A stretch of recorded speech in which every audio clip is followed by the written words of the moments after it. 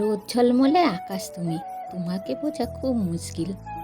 কখন তুমি ভালো থাকো, কখনো তুমি মেঘহীন। তুমি যখন আসো তখন ঠান্ডা হাওয়া গায়ে করে স্পর্শ। তখন তোমাকে দেখি একদিক থেকে চুপচাপ করে আসছো। যখন তখন আকাশে খুব মেঘ করো, তখন লাগে ভয়। তখন বুঝতে পারি না কখন কি জানি হয়। মেঘ করে যখন বৃষ্টি হয়, চাষিরা ভাবে তাদের সবুজ চাষ হবে ভালো। তুমি তাদের মধ্যে জাগাও নতুন বাঁচার আলো। যখন তখন হয়ে যাও কালো মেঘ, দিয়ে যাও বৃষ্টি। তুমি বিধাতার অপূর্ব মহিমার সৃষ্টি। শুভ সকাল বন্ধুরা, সবাইকে নমস্কার জানাই। আজকে আর একটা নতুন ব্লগ আমি শুরু করলাম।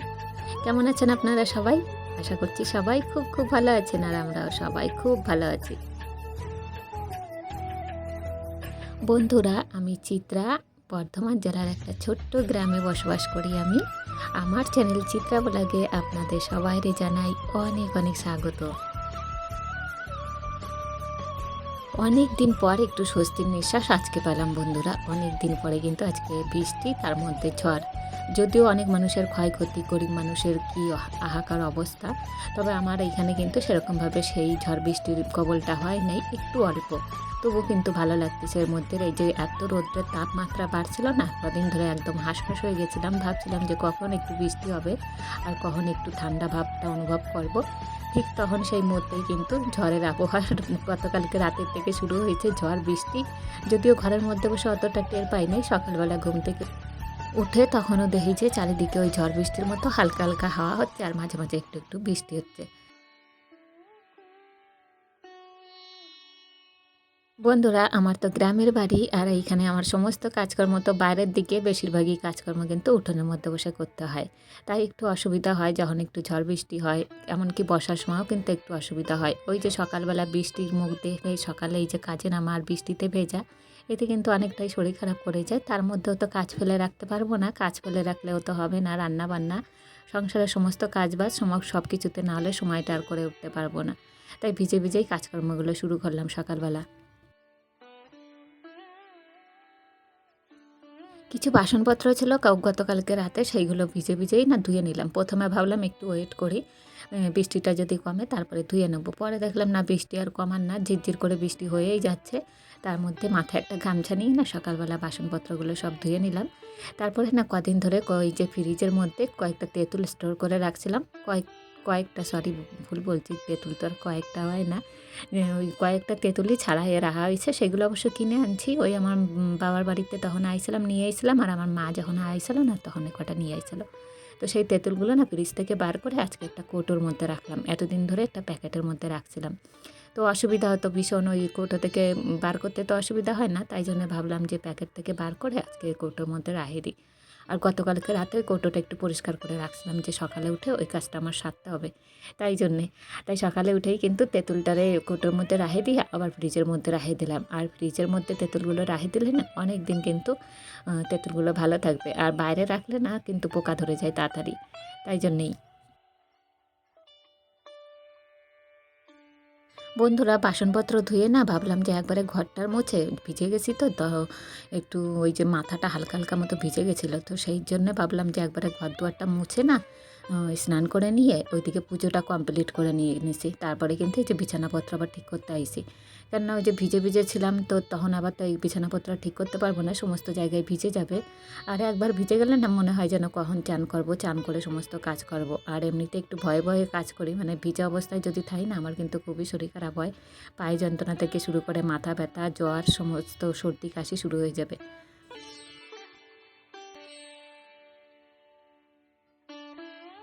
বন্ধুরা, বিছানাপত্র গুছায় নিয়ে মেয়েরে নিয়ে বসলাম একটু, এই যে আলু দিয়ে, আর গতকালকে রাতের না হাজব্যান্ড আমার ছোলা ভিজায় রাখছিল, তো সেই ছোলাটা আর আলুটা একটু গুছাইয়ে ভাজা করলাম মুড়ি দিয়ে খাবো বলে। তার সাথে একটু চানাচুর দিয়ে মুড়িগুলো মাখাইছি।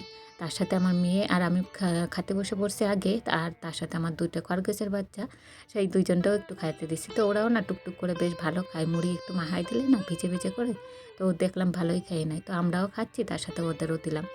তারপরে এদিকে এই যে হাজব্যান্ড গেছিলো, মাঝে একটু বৃষ্টিটা কম ছিল, তখন এবার একটু বাজারে গেছিলো, একটু দরকারও ছিল ওর। তো ভাবলাম যে যদি আসার সময় মাছ টাছ পাও, যদিও ঝড় বৃষ্টির সময় অতটা প্রভাব তো আমাদের এদিকে পড়ে নাই, তাই সেরকম কিন্তু সেরকমভাবে কোনো ক্ষতি আমাদের এদিকে হয় নাই। ওই শুধুমাত্র একটু কারেন্টটাও অফ ছিল, তাও বেশিক্ষণ নয়, সকাল থেকে বিকেল পর্যন্ত একটু কারেন্টটাও অফ, ব্যাস এইটুকুই। তো সেই জন্যেই আর কি বাজারে যখন গেছিলাম কইছিলাম অনেক দিন মাছ খাওয়া হয় না, আর মেয়েও বায়না করতেছিলাম, মা কতদিন মাছ খাই না। আমাদের ঘরে তো বেশিরভাগ টাইমে না চিকেনটা বেশি হয়, মাছ খুব অল্প হয় বলতে পারেন। যেদিন ওই বাবা বাজার দিয়ে আসে সেদিন হয়তো নিয়ে আসে, যদি বাবার সামনে পড়ে, না হলে আর আনা হয় না। আমার হাজব্যান্ড তো সকালের দিকে বাজারে অত যায় না, সেই জন্য কিনতেও পারেন না, তাই 2-1 দিন তো জোর করেই পাঠায় একরকম। আর মেয়ে যেদিন আবদার করে মা আমি মাছ খাবো, তো সেদিনই একরকম একটু জোর করে যায়, না হলে না একদম যাইতে চায় না সকালবেলা বাজারের দিকে। ও রাত না হলে বাজারে একদম যায় না। তো বন্ধুরা সেই মাছগুলো না এই যে উঠোনের মধ্যে বসে একটু পরিষ্কার করে নিলাম, মাছের আঁশগুলো ছাড়াইছি, তার সাথে এই যে একটু ভালো করে ধুয়ে নিলাম। আর কানকোগুলো এত নোংরা গন্ধ ছাড়ে না, আমার কেমন যেন একটা বমি আসে সেই গন্ধটা শুকলে। তো একরকম নাক টিপে তারপরে না এগুলো ধুতে হয়। তো ধোয়াপালা করে ঘরে নিয়ে গেছি। আর আজকে মাছ দিয়ে আলু দিয়ে একটু হালকা পাতলা করে না ঝোল করব। মেয়ে বলছে মা খুব টেস্টি করে রান্না করবা, আমি যেন ভালো মতো খেতে পারি ঝোলটা। তো একটু ঝোল ঝোল করবো, একদম গ্রেভি টাইপের কিছু করব না। তো সেই মাছগুলো এই যে ধুয়ে এনে এদিকে কিন্তু কড়াই আমার বসেও পড়ছে ওভেনের মধ্যে। তো মাছটা আগে ভাজিয়ে নিই, তারপরে হচ্ছে তরকারির জোগাড় করবো। আগে মশলাটা সেরকমভাবে কিছু বাটবো না, ভাবলাম একটু জিরে গুঁড়ো দেবো, একটু ধনে গুঁড়ো দেবো, একদম হালকা পাতলা করে, আর তার সাথে একটু আদাটা গ্রেট করবো হালকা করে, আর লঙ্কাও একদম হালকা করে দেবো। আর এই যে ফোড়নের সময় একটু গোটা গরম মশলা দিয়ে দিলাম, তার সাথে একটু শুকনো লঙ্কা চিড়ে দিছি, আর একটু গোটা জিরে দিলাম, তার সাথে একটু গোটা তেজপাতা।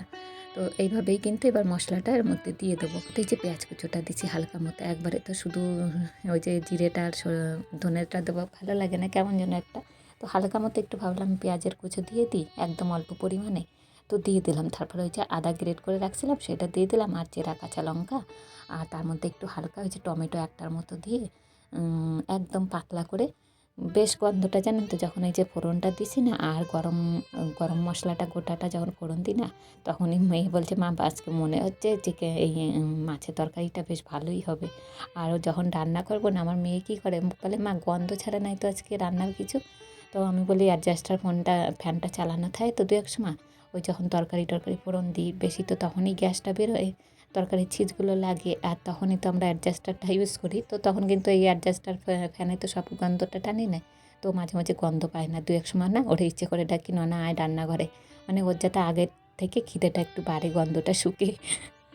আর তার সাথে মেয়ের জন্য একটু পটল ভাজা 4 পিসের মতো, এই একটাতে আর কি 4 পিস করছি, আর আমাদের জন্য একটু উচ্ছে ভাজা করব। ব্যাস এইটুকুই। আজকে যেহেতু হয়েছে ঝড় বৃষ্টির দিনে না ভালোও লাগতেছে না, চারিদিকে জল জল অবস্থা, বারান্দাগুলো একদম জল জল হয়ে যাচ্ছে পায়ে পায়ে। আমার যে বন্ধুরা আমারে প্রতিদিন ফলো করেন, আপনাদের ওইখানে কেমন হয়েছে ঝড়ে যদি আপনাদের কোনো ক্ষতি হয়, বা কেমন আছেন আপনারা ঝড়ের মধ্যে পড়ে, প্লিজ আমারে জানাবেন। আমার ভালো লাগবে শুনে আপনাদের কথাগুলো। আমি তো কাউরে দেখতে পারতেছি না, আপনারাই আমাদের দেখতেছেন। তো আপনারা যদি জানান, আপনাদের কথাগুলো শুনতে আমার কিন্তু খুব ভালো লাগে। তো প্লিজ আপনারা কমেন্টস করে আমারে জানান। আর আমার ভিডিওটা কেমন লাগছে আপনাদের কাছে জানাতে কেউ ভুলবেন না। আর যে বন্ধুরা অলরেডি আমার চ্যানেলটা সাবস্ক্রাইব করে রাইখে দিয়েছেন, তাদেরকে আমি অসংখ্য ধন্যবাদ জানাই। আর আজকের ভিডিওটা যদি আপনাদের কাছে ভালো লেগে থাকে তো প্লিজ একটা লাইক করে দেবেন। তারপরে বন্ধুরা সারাদিন পরে হাজব্যান্ড বললো আজকে একটু বৃষ্টি হচ্ছে, ঠান্ডা ঠান্ডা ওয়েদার, আজকে একটু রাতের বেলা চিকেন রান্না করো। তো রাতের বেলা ওই সন্ধ্যেবেলার দিকে একটু বৃষ্টিটা কম ছিল, ও আর মেয়ে বাজারে যেয়ে না একটু চিকেন নিয়ে এসে। তো বন্ধুরা রাতের বেলা তো চিকেন খাবো, আর তার সাথে সাথে আজকের ভিডিওটা না এইখানেই শেষ করব। আপনাদের কাছে কেমন লাগছে কেউ ভুলবেন না জানাতে কিন্তু। আবার দেখা হবে আগামীকাল ঠিক বেলা 3টের সময়। সবাই ভালো থাকবেন, সুস্থ থাকবেন, সবাইকে ভালো রাখার চেষ্টা করবেন। সবাইকে জানাই টাটা, বাই বাই।